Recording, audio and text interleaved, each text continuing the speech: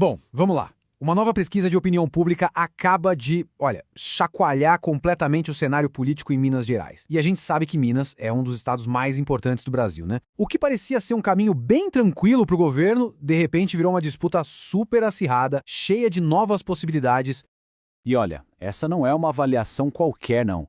Nos bastidores da política mineira, essa pesquisa mais recente da MDA de novembro foi descrita exatamente com essas palavras, uma bomba política. Essa expressão já dá uma ideia do impacto e principalmente da surpresa que esses novos números causaram. Então, o que está por trás dessa explosão toda? Vamos entender agora o que essa pesquisa revelou para causar esse verdadeiro susto nos círculos políticos lá do estado.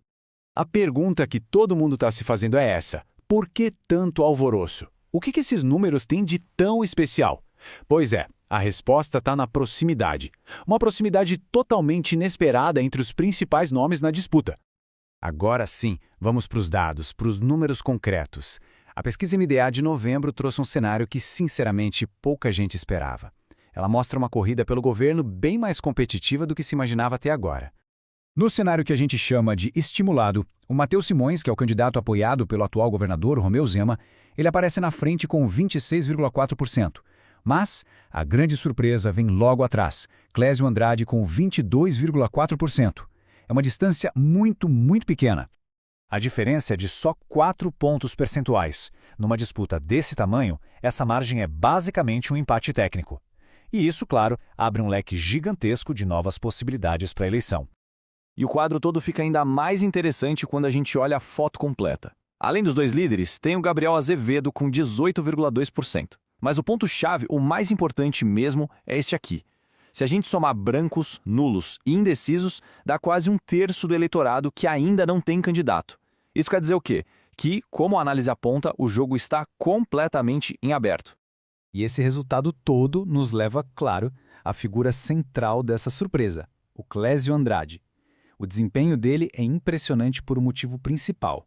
Ele chegou nesses números todos antes mesmo de se lançar oficialmente como pré-candidato.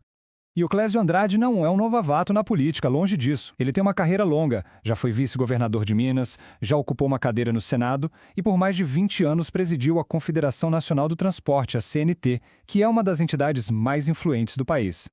Resumindo, estamos falando de alguém com uma vasta experiência administrativa, muita experiência política e, claro, uma forte articulação em nível nacional. É um perfil bem conhecido e com um capital político considerável. É aqui que a análise política entra numa outra dimensão.